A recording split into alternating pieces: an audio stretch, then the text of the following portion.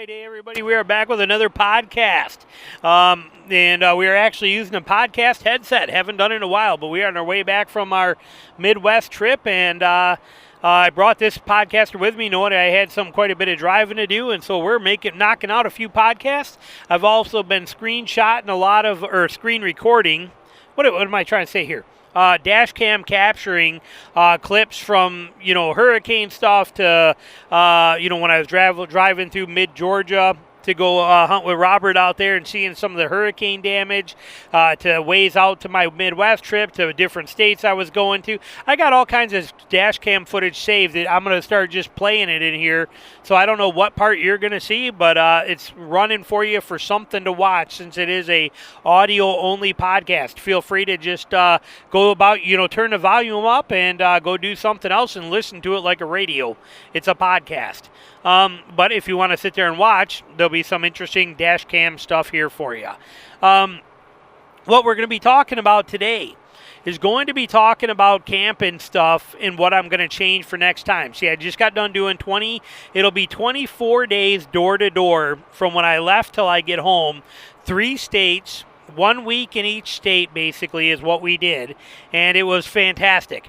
But last year, I had done 18 days like this in 3 different states.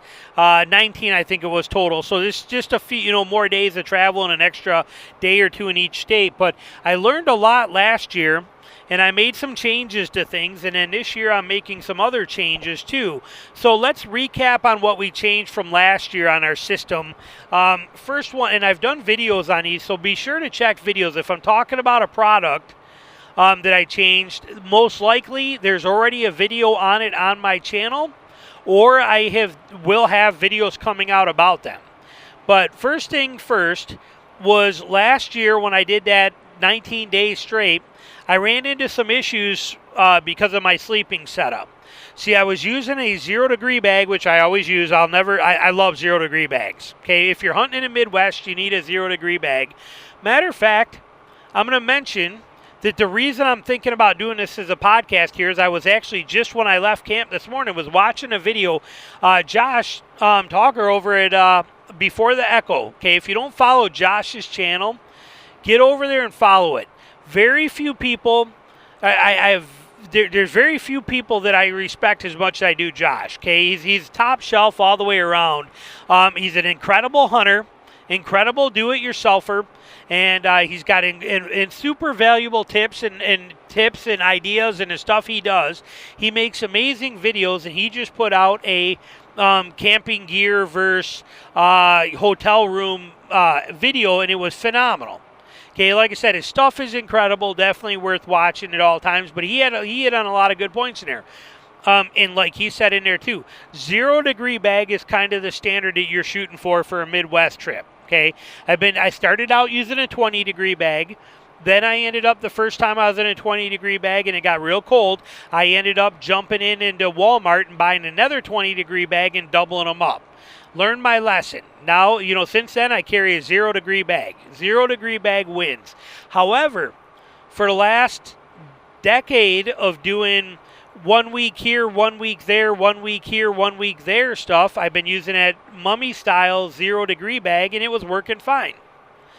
But last year, doing 19 straight days with your legs smashed together all the time, you're going to develop, well, I developed, basically like jock itch and crotch rot and, and things like that were becoming a problem. And then they led to chafing and bleeding and things like that, because of the fact that you cannot open your legs at all.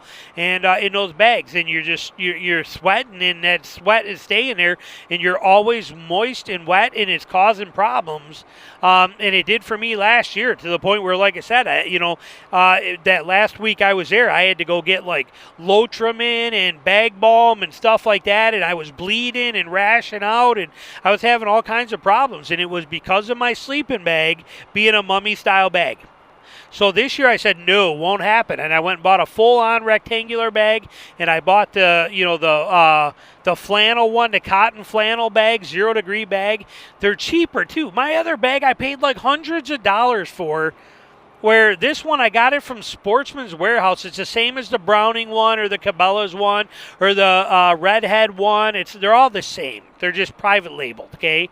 It's all the same one. It's a 0 degree brown cotton flannel sleeping bag, and it's got its own integrated straps and its own little carry bag. It's amazing, okay? But they're all the same. Whether you pay $99 for the Browning one or you get it from Sportsman's Warehouse as their elk hunting bag on sale like I did for like $60, they're all the same. That bag changed my life when it comes to getting a good night's sleep in here. I can roll around and the bag does not go with me. I can spread my legs out and air out and do whatever I need to do. You can zip it all the way open for those very hot nights, which this year we had a ton of them, where rather than even use it as a sleeping bag, I just zipped the whole thing open to more like a quilt and just used it on like a blanket and let that cold air come in from underneath the cot and kind of keep me cool there but warm from the top. You can do all sorts of stuff with it. Okay, it's a brilliant bag, but best of all, I can move around in it. I can spread my legs. I can sleep more comfortably. I don't have that wetness, damp feel that you get in a nylon sleeping bag. Never again will I ever. Matter of fact, I'm going to either give away, sell, or throw out my other sleeping bags. They're gone. Never going to use them ever again. Okay, just not going to do it. I got plenty of 20 degree and 15 degree bags that we use in Georgia for camping and stuff like that, or I'll keep those. But my 0 degree bag that I've been using for all these years, I'm probably, and I don't have room to store this stuff. I'm probably just going to dump it. Probably just getting thrown out. It's a shame too, because it's probably like a $350 bag. It's going in the garbage, or I'll donate it, or whatever the case is. But never again will I use one.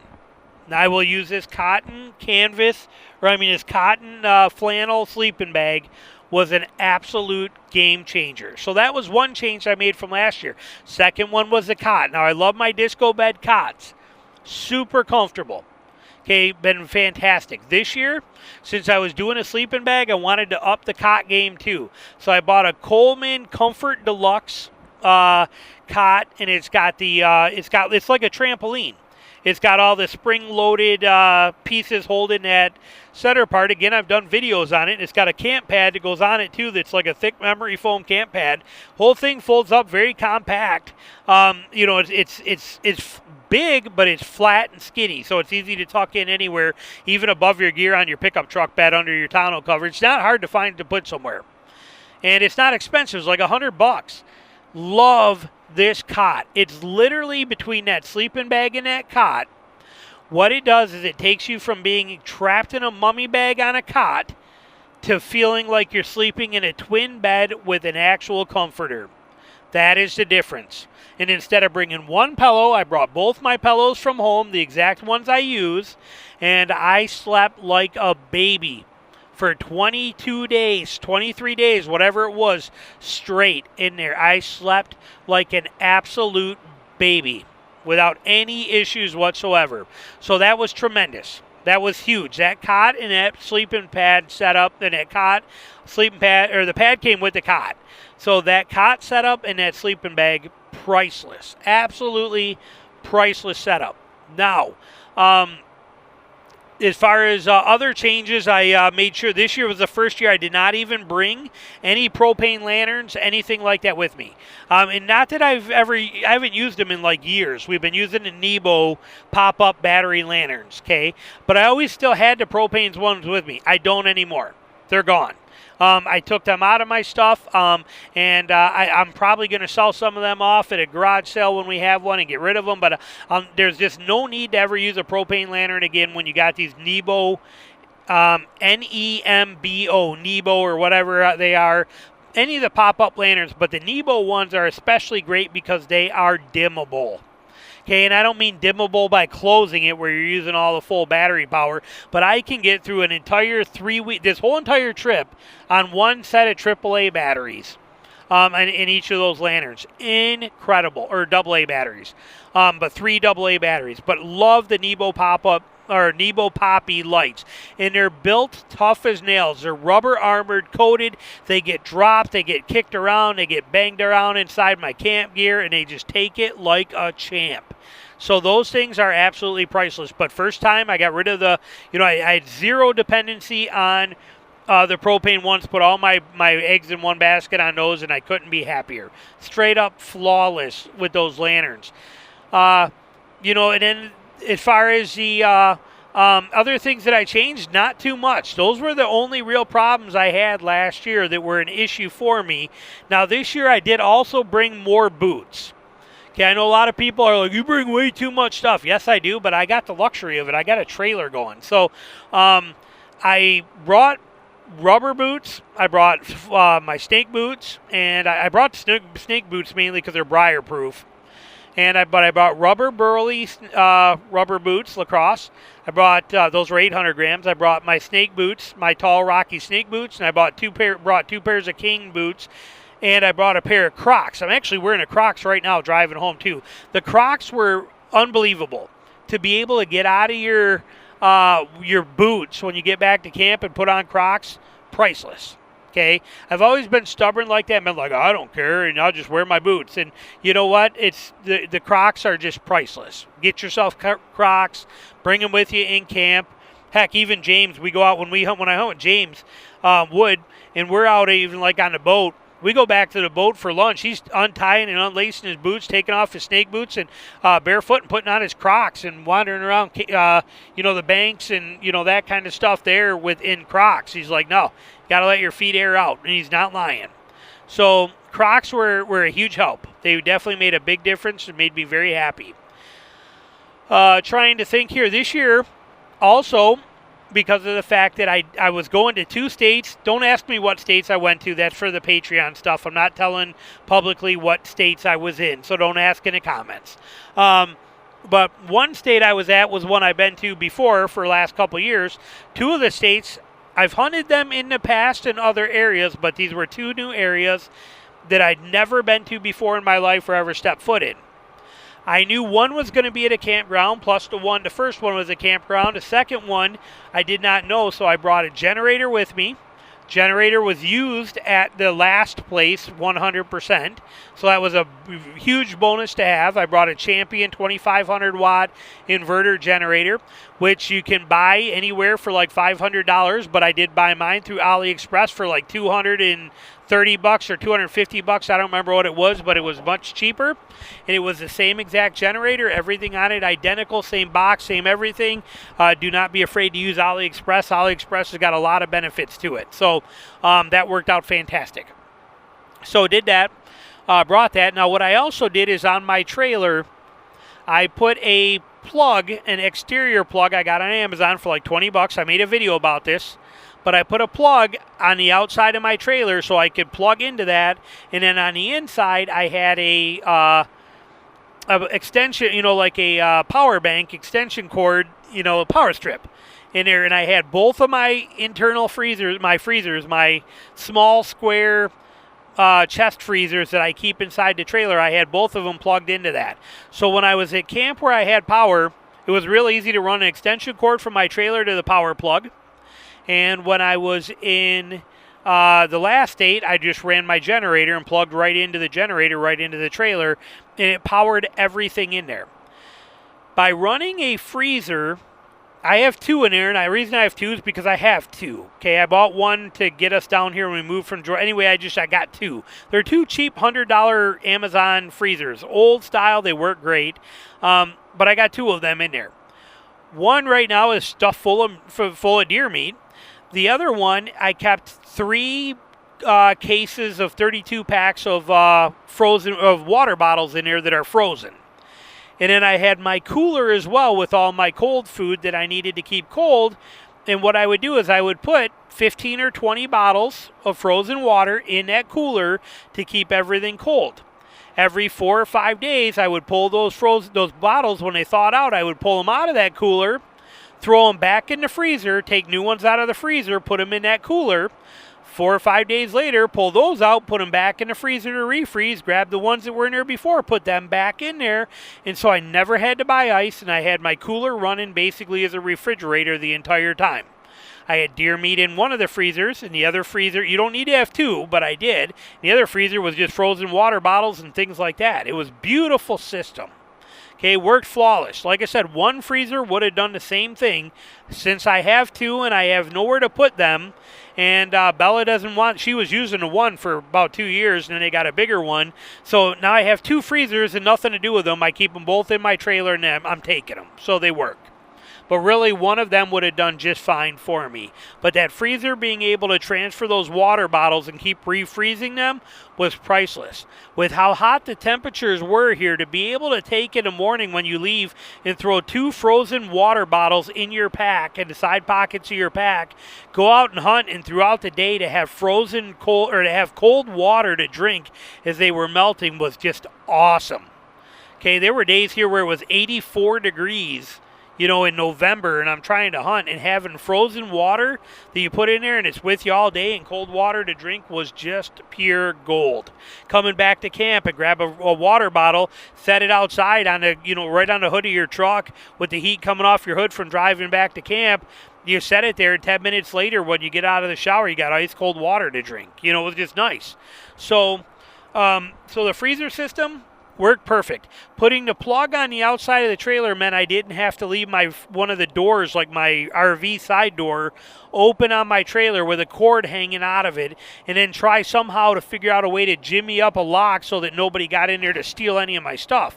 I had my spare bow in there. I had my all my computer stuff, my camera gear, everything like that locked inside that trailer, but I wanted to be able to lock it. So putting the plug on the outside meant no running cords through doors. I was able to plug it in on the outside. Absolutely flawless, $20 plug. Took like 4 minutes to drill the hole in the side of the trailer and plug this thing in. It was so simple. And so that was very functional, and I did that, and I'm glad I did. It worked out excellent. Let me think here. So another thing I did differently this year, because last year, again, when you're gone for that much, you got to figure out clothing. Clothing could be an issue. When you're gone for basically a month, for 3 weeks, or over 3 weeks. I'm almost gone for a month. Okay, it's 3.5 weeks. When you're gone for that long, you don't know what the weather is going to do. And when you're going to 3 different states, hours away from each other, you have no idea what the weather is going to be, where, when, or how.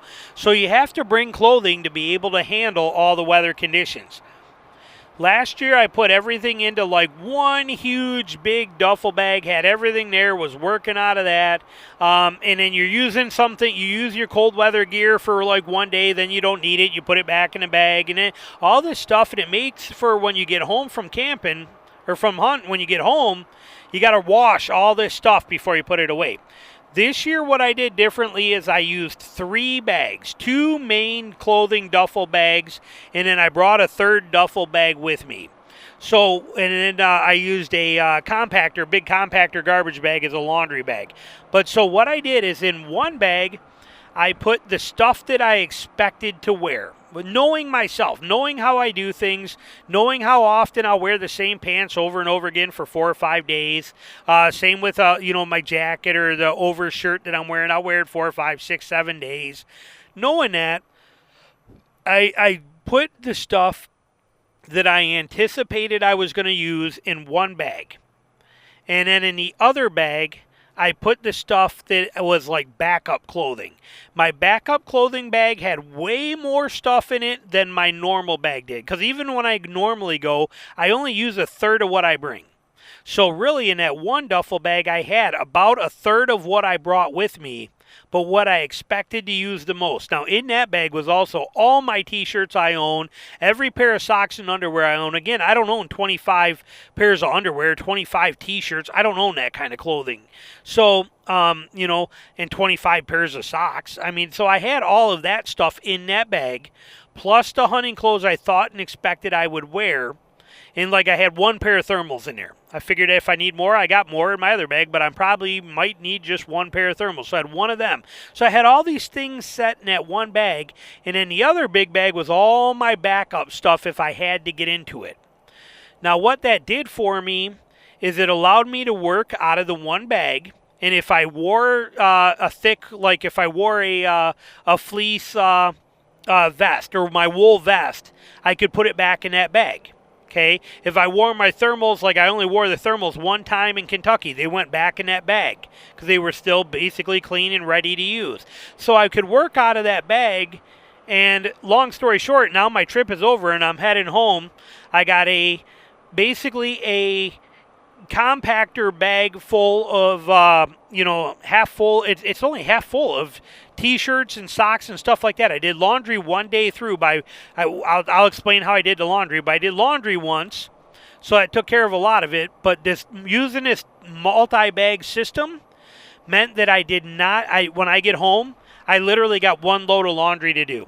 That's it. Everything else can just go right out of the duffel bag, right back into my storage totes, and they're fine. I don't have to mess with them. So it saved myself a tremendous amount of work by running that multi-bag system. So, and what I mean by the 3 is, so I had the one with all my backup stuff, the one I anticipated using things, and then when I would use that thermals, and I would use that vest that one day, it went into that spare bag I brought, which became now my if it gets cold, use this bag. And that was what I was going to. And then when it was cold, when I left one state and it was cold, and I was going to the next state and it got warm, out of that third bag is where I pulled the stuff. Maybe I wore those pants 3 days already, but they're still good to go, and they're good for warm weather, so I was pulling them out of there. So it became a working bag of stuff that was slightly used, a bag of stuff that wasn't used yet but expected to be used, and then a bag of backup stuff. And it worked really, really well.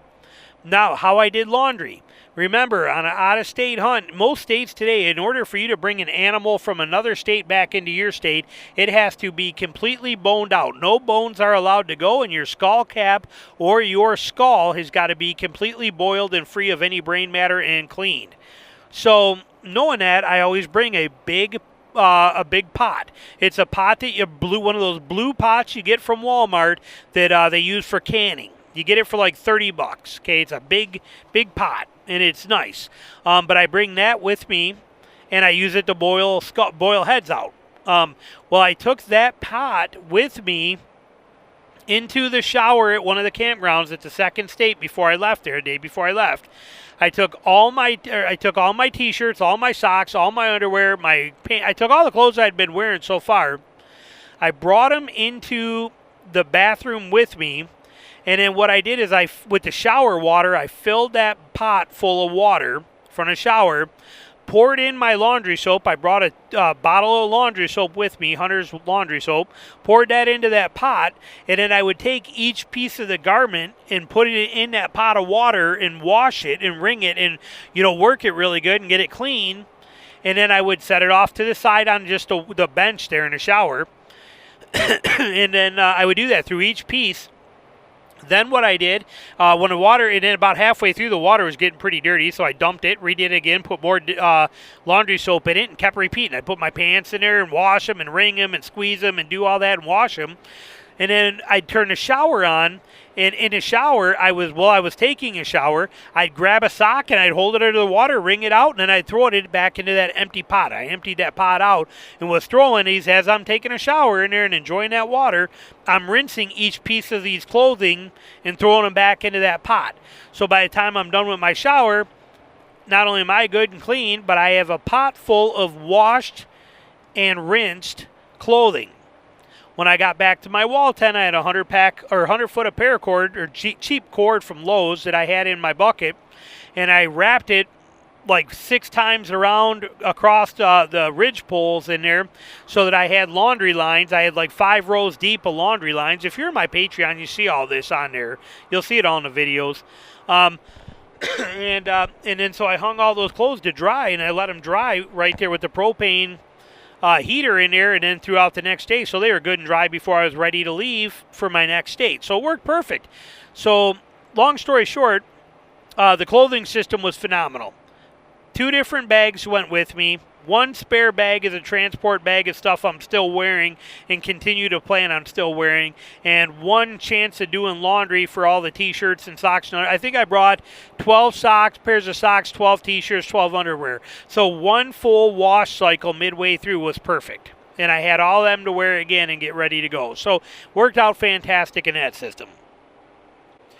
Now, as far as my cook setup, I don't run something fantastic crazy here. Okay, I don't worry about. I don't got time to be making lavish meals and doing all that kind of stuff in camp. Realistically, I'm not going to lie. When I'm on these trips, we eat out at a restaurant almost every single day. Unless somebody kills something and we're trailing and packing and we got to get back late, then we got stuff there. But realistically on this trip, I ate in camp 4 nights in camp. Out of 23 days or whatever it was, 4 nights I ate dinner in camp. The rest of the time I was out at a restaurant. Most of the places I'm at, there's a restaurant within a half hour, and I'm going there. Texas, I ate more steak. I'll bet out of the last 23 days, I ate steak, probably 15 of them. Okay, steak, sirloin, 8-ounce sirloin, side fries. Okay, and it is what it is. You do whatever you want to do. But camp food, camp kitchen, my camp kitchen consists of a nice stainless steel camp cook kit, which has got bowls and pans and everything in it, forks, the whole little setup, and it compacts into one, unit. But it's a huge family size. It's not an individual kit, and I love it. I've had it now for over a decade. It's been phenomenal. I've done video reviews on it. I think it was made by Stanley. I paid $140 or something for it 10 years ago. It's an incredible kit. But I bring that kit with me. And then I have a single burner propane cooker. That's it. Single burner one. And my camp meals, if I'm cooking in camp, consist of usually one of 2 things. It's either Velveeta shells and cheese because it's quick, fast, and easy. It's hot dogs and pork and beans. Or it's ham steak and pork and beans. Ham steaks are quick and easy. I can make ham steak and pork and beans literally in about 3 minutes on that single burner stove and be ready to eat and eat a nice hot meal. Okay, and then I also usually bring a couple of cans of like ravioli, things like that for in a pinch. But that's it. Other than that, I don't plan camp food. I go out to eat. Other people do whatever they want to, but that's my camp kitchen. In there, in that, that's it. My solar shower setup, I run a solar shower in a jet sled right next to the heater in a tent. Works absolutely perfect. Now, people have commented too, well, you could do that because you're in a floorless wall tent. I do the same thing on all my Georgia camping trips and hunts in Georgia. I do the same thing in my Kodiak canvas tent. The only difference is, in a Kodiak canvas, because it does have a floor, even though I'm standing in that jet sled, there's going to be some water that's going to come off your elbows and things like that. That's going to, you're going to get a little bit of water outside of the jet sled on the floor. It's so little of water that my dirty T-shirt and underwear that I'm taking off when I'm done with the shower, that I took off to get in the shower, those I can use it to mop that up real quick and easy, and then that just goes right in a dirty laundry bag. Okay, so that's never been a problem. But I use that jet sled, and I use it as a tub to stand in. Usually you're kneeling in it. Okay, you get right down on your knees in that jet sled. You have the solar shower. I take my blue kettle, put it on my single burner propane thing, fill it full of water. Takes about 1.5 minutes to get that thing hot enough to be ready for a shower. Pour that kettle of water into a solar shower. Hang that solar shower in your tent. Put the jet sled underneath of it. Get on your knees in that jet sled. Turn the water on. Let it hit you in the head and kind of wet down your body. Close it. Shut the shower off. Grab your soap your entire body up. Stand up, get your feet, get your knees, get everything you need to, and then go ahead, kneel back down, and then turn on that shower and rinse down, and you are spotless. It is one of the best showers. Even John this time here was one of the first, because usually when John comes hunting with me, Tucker, from Tack to Saddle, he's usually in one of the states where we got a campground with a shower. This is the first time in years, that probably 10 years since he's used this solar shower setup here. And he made the comment even here too. He's like, you know what, man, that solar shower is so refreshing. And I honestly think I like it better than packing your clothes up, driving down to the bathroom at the campground, going in there, using that shower. He's like, my God, it's right here. You're next to a nice hot, heater. Your clothes are right here. He's like, man, I really like the solar shower in a jet sled. Works like a champ. Okay, so no changes there. Nothing there has changed. That's all staying the same. But that's really the system there that we're talking about. Now, what am I going to do different for next year after doing these 23 days of hunting? What is going to change for next year that I found from this year that that I don't like anymore, that I want different? So what we're going to do, a couple little changes. One, the problem I have is that, so I have to load up my trailer, which means with all my gear, but of that gear, means that I have to take hundreds of pounds of, it's like 70 pounds for my wall tent. Plus it's in a big, huge tub. So it's like, it's 100 and something pounds for the wall tent. It's like 100 pounds for the poles, or 85 or something pounds for the poles for that. Bucket of all the connectors. All the stuff that comes with the wall tent is a lot. Okay, it's a massive amount. And then I have to load that in from the house into my trailer, take it with me, get to site 1.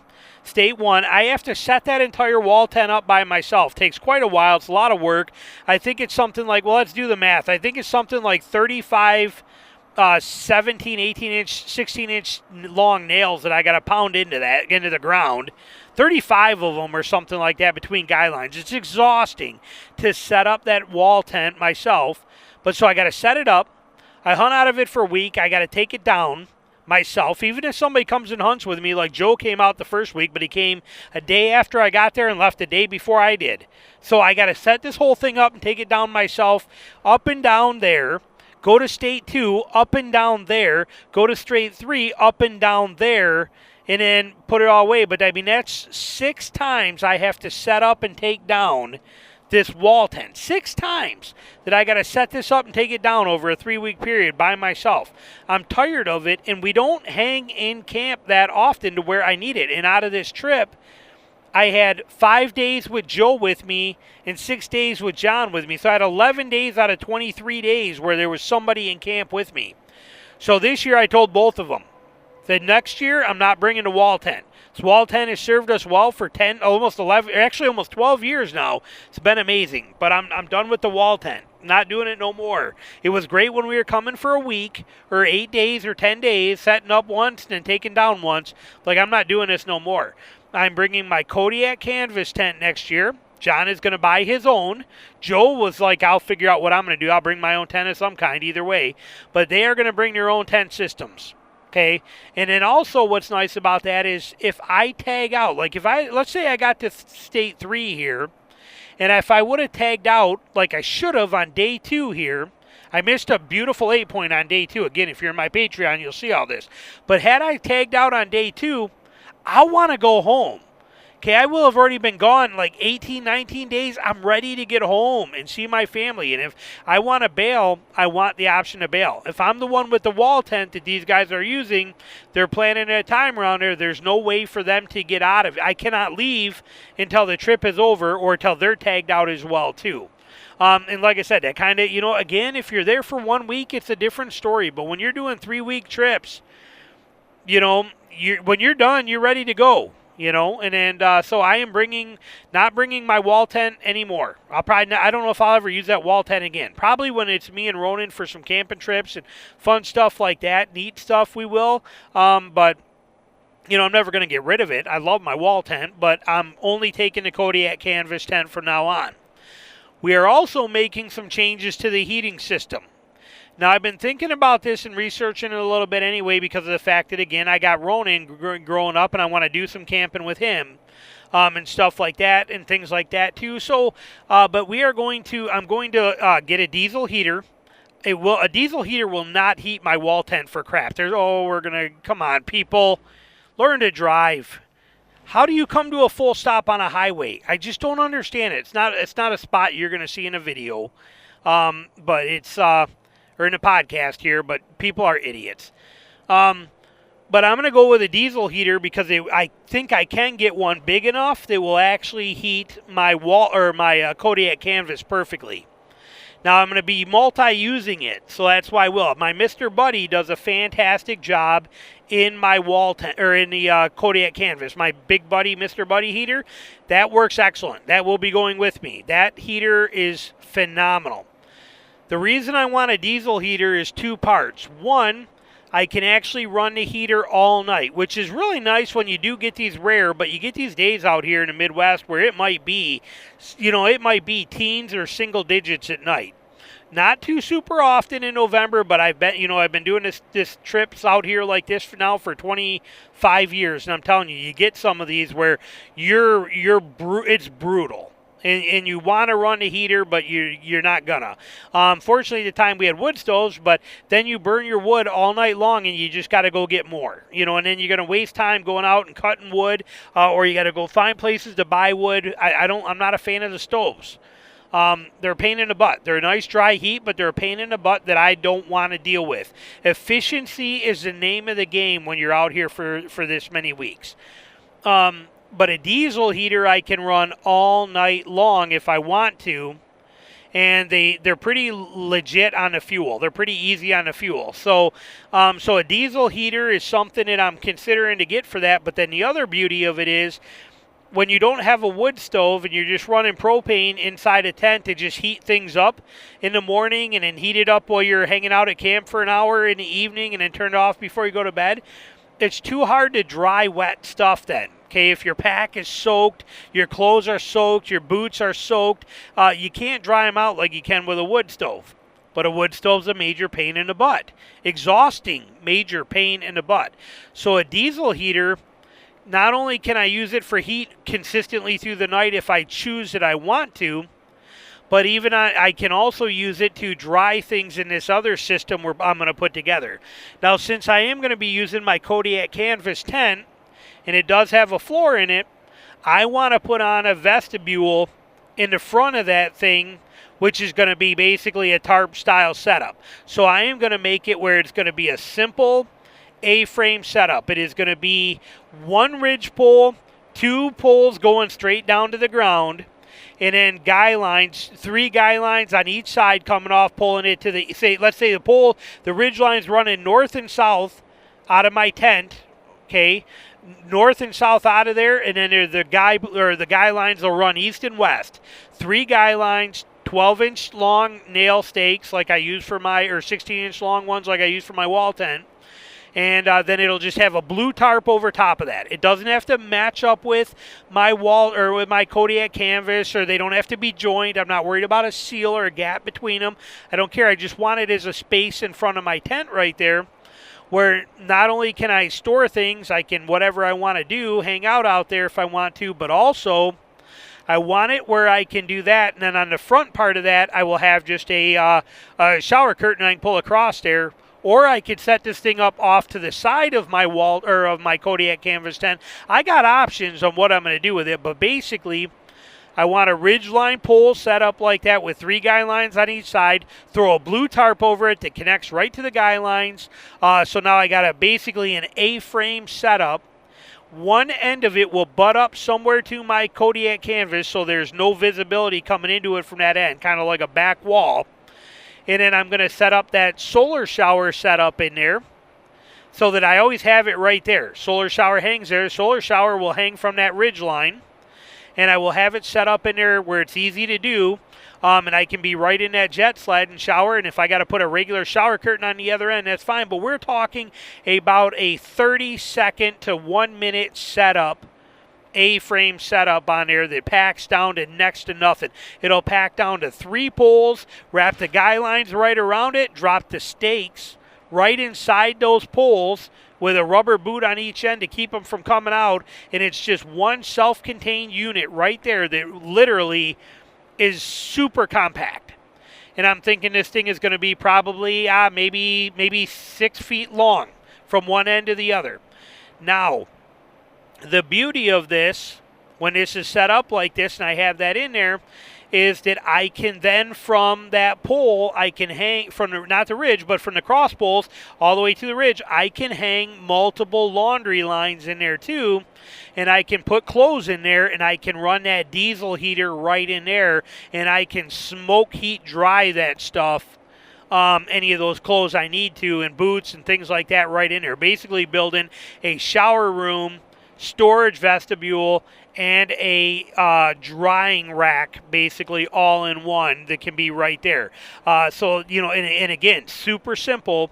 And that diesel heater can literally, like I said, I can run it in a tent or I can run it right into that vestibule, either one I need. And even if I'm inside the tent and I'm content and sleeping and I want to run, you know, if I don't need heat in there, when I'm done and I crawl into my sleeping bag, I can let that diesel heater work out there, blowing straight up into that and smoke, not smoke, but force air heating and drying all of my clothes and all the stuff that's in there. So that's one mod I want. Again, when you're gone for 3 weeks, this stuff matters. So a diesel heater, they're not expensive. They're pretty reliable. They've got a lot of advantages. That is one of the things I'm going to add for next year. Now, the last two things I'm going to do, too, when we're talking heaters, the other thing I'm doing is I'm going to buy one of these cheap metal, like your grandma used to use and everybody used to use, but these little, these $25 on Amazon electric space heaters. Okay, these things are dirt cheap. They're 1,500 watt or whatever I think they are. I don't remember, but they heat up a room pretty good. You know, your ma used to use them in a in the bathroom, this kind of thing, but they're good space heaters, and they're real compact. They're about the size of, I don't know, they're, what to compare it to. God, I don't even know how to, I don't know, but they're small, okay? They're probably, I'm drawing a blank on what to put it with, but they're not big anyway. They're on Amazon, and they're just a little space heater. Okay. So anyway, I'm thinking about buying one of them, since two of the places I go, and often I usually end up I'm often a lot of times at a campground where I have electricity. I'm going to be able to plug one of them in and use it like I would use that diesel heater, or I can use it inside the tent while I'm using a diesel heater to dry clothes outside if I need to, or whatever the case is. But for $30 for one of these heaters, and they're so small, it's just going to be very valuable. So I'm going to get one of them and have that as an option as well too, for those places where I got camp. And I can run it off my generator, which is nice too. So if I don't, that'll be what I buy before the diesel heater, because if I can get this and I can run the stuff off my 2,500 watt generator, and I like the results, then I may not even get the diesel heater, and I just might run my generator, because that generator is super quiet, makes no noise basically. It's an inverter generator. But so anyway, but that heater, electric heater, is going to be one thing we are definitely trying, and we're going to go with. And then the next one is I'm going to somehow, hopefully in my enclosed trailer, I'm going to mount in there. I might even put it on the tongue in a box if I got room. I don't know, but somehow I want a 12-volt battery in there, a deep cycle battery with a trickle charger that is hooked up to my plug-in. So when I'm in camp and I plug into camp power, it charges that trickle charger, runs that trickle charger, which is constantly charging that battery. And then when I'm running my generator, the generator is hitting that trickle charger, which is also charging that battery. But this way, when I do decide to turn off the generator for at night or anything like that, all my phones and my battery chargers and all that stuff for all my camera gear, everything is still charging. Phone stuff and, like I said, battery packs and battery packs that I need out in the field, the jump packs and stuff like all that stuff just keeps on charging. And then when I'm in camp and I'm running a generator or running camp power, it keeps that 12-volt battery charged up good. So that's the other thing I'm thinking about setting up in there. Again, just as a convenience factor, when you're gone for this long, it's different than being a 1-week hunting trip where you can get by with throwing 2 battery packs in your duffel bag and use one, and then when it dies, use the other one. It's way more than that when you're filming and you're running laptops and backup hard drives and downloading files every day and putting stuff together and doing all this, and rechargeable headlamp batteries, rechargeable flashlight batteries. Everything's rechargeable these days. And I want a dedicated charge setup in there.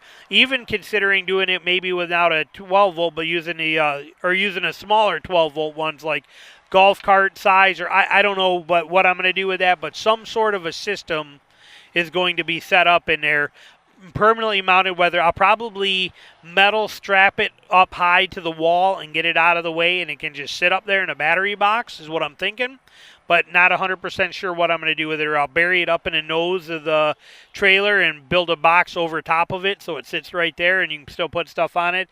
We'll figure that one out, but that is on a to-do list. So anyway, that wraps this one up. Hope you enjoyed it. Any questions you got, let me know. Thanks for watching, listening, and hope you enjoyed the little ride along, and we'll talk to you soon.